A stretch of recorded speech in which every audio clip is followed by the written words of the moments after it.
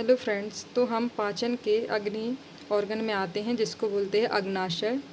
तो इसकी खोज पाउल लैंगरहैंस ने की थी। इसकी अवस्थी यानी लोकेशन है उदर गुहा में, है ना, एब्डोमिनल कैविटी में। इसकी प्रकृति कैसी है? मिश्रित ग्रंथि है ये।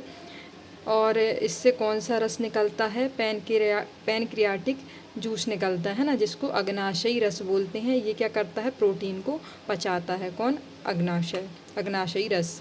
फिर विकर में आते हैं पैनक्रियाटिक अमाइलेस, है ना, जो कार्बोहाइड्रेट को पचाते हैं, अग्नाशयी अमाइलेस जिसको बोलते हैं। फिर पैनक्रियाटिक लाइपेस, जो अग्नाशयी लाइपेज होते हैं वो प्रोटीन को वसा को पचाते हैं।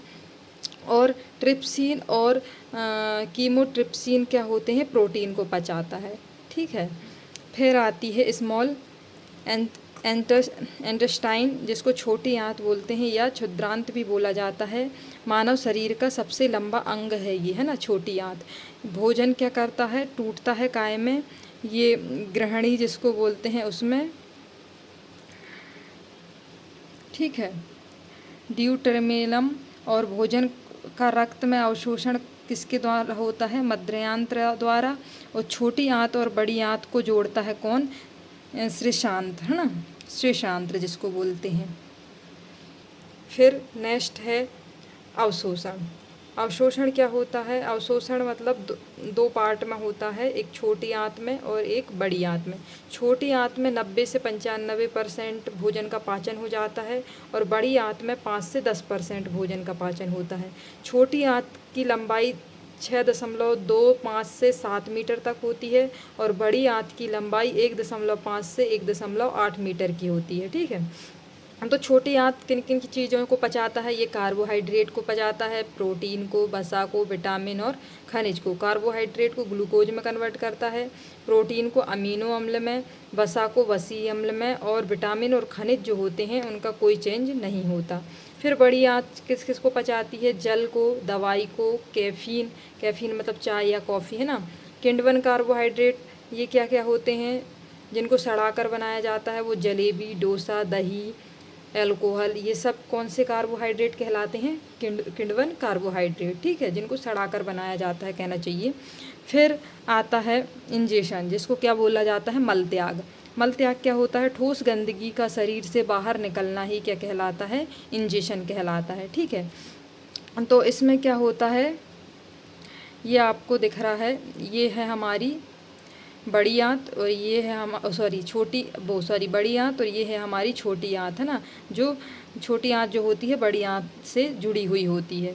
ठीक है। ये होता है हमारा मलाशय। मलाशय जहाँ पे मल इकट्ठा होता है ना, जिसे रेक्टम भी बोला जाता है। और ये गोदाशय, जहाँ से मल का त्याग किया जाता है। और ये होती है असेंडिंग कॉलन और ये होती है डिसेंडिंग कॉलन, हाँ। और ये क्या होता है? और ये होता है ट्रांसिव कॉलन, ये याद रखिएगा। फिर उसके बाद यहाँ कुछ विकर के बारे में जान लेते हैं कि किससे कौन से विकर उत्पन्न होते हैं, कौन से एंजाइम उत्पन्न होते हैं। जैसे कार्बोहाइड्रेट पहले किस में टूटता है? माल्टोज में। माल्टोज से फिर किस में टूटता है? ग्लूकोज से। कार्बोहाइड्रेट जब माल्टोज में टूटता है तो उससे स्लाइवरी अमाइलेस यानी लार ग्रंथि और अग्नाशयी, ये दोनों एंजाइम उत्पन्न होते हैं, है ना। फिर माल्टोज से ग्लूकोज के टाइम माल्टोस जो छोटी आंत से निकलता है। ठीक है। छोटी आंत में हमें ग्लूकोज प्राप्त होता है मतलब। फिर आता है प्रोटीन। प्रोटीन से दो निकलते हैं। ये पहले प्रोटीन पेप्टाइड में टूटता है, उसके बाद अमीनो अम्ल में टूटता है। जब पेप्टाइड में टूटता है तो क्या होता है? ये पेप्सिन निकलता है अमाशय से और ट्रिप्सिन और कीमोट्रिप्सिन अग्नाशय से निकलता है। ठीक है। फिर उसके बाद एस्प्रेसिन छोटी आंत से निकलता है तो फिर अमीनो अम्ल बनाता है। ठीक है। फिर वसा में ये पहले डाइग्लोगराइड से काय में फैटी एसिड में टूटता है। पहले ये काय से स्लाइवरी लाइपेस और पैनक्रियाटिक लाइपेस निकलता है इससे। उसके बाद ये छोटी आंत से इंसाइटेड लाइपेस निकलता है। ठीक है। फैटी एसिड का फॉर्मूला होता है CH2COOH। फिर उसके बाद चैम्बर ऑफ स्टमच देख लेते हैं। अमाशय में कितने कक्ष होते हैं? इसमें 3 कक्ष होते हैं। ये जो अमाशय है उसमें ये ऊपर वाला पार्ट फुंडिक कहलाता है, बीच वाला पार्ट कार्डियक कहलाता है और नीचे वाला पार्ट पाइलोरिस कहलाता है। ठीक है। सो आज के लिए बस इतना ही। अगर आपको और भी ऐसे ही शॉर्ट नोट्स चाहिए हैं तो प्लीज़ वीडियो को लाइक, कमेंट, शेयर और सब्सक्राइब ज़रूर कीजिएगा। Thanks for watching.